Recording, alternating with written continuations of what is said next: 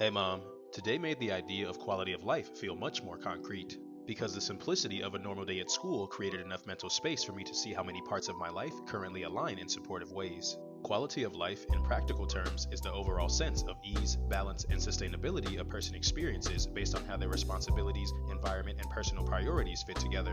It's not a universal standard or a single metric.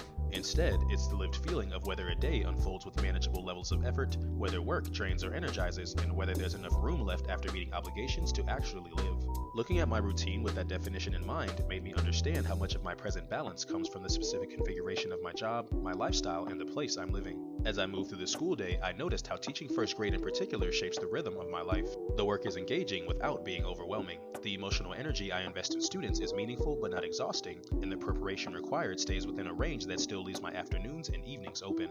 That structure creates a version of quality of life defined by spaciousness and flexibility. It feels sustainable because the demands of the job don't spill over into every corner of my schedule. But that clarity also made it easy to imagine how quickly this balance could shift. If I were teaching high school, handling more complex lessons, heavier grading, or more academic pressure, the same number of hours in the day would stretch differently. Evenings that feel open now would likely become planning lessons, and weekends might become essential catch-up time.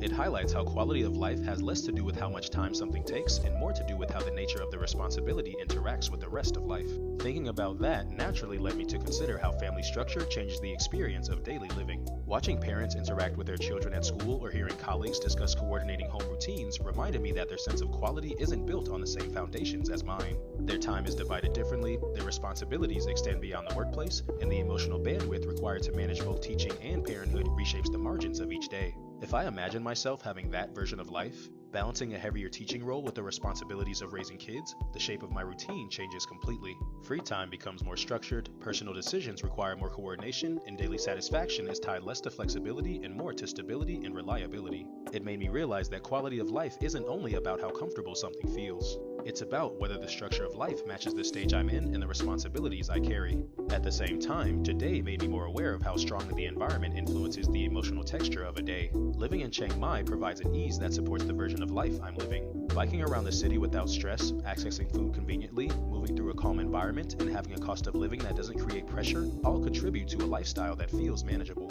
The city reduces friction instead of adding it. If I imagine doing the same exact job in a place with heavier traffic, higher costs, or a more intense pace, the emotional outcome of each day would shift dramatically even if nothing about my personal responsibilities changed. Understanding that makes it easier to evaluate choices with clarity, recognizing that quality of life isn't something I find once and keep, but something that shifts alongside me as my life evolves. I ate dinner with the koi fish and that was it for my day. Okay, love you, bye.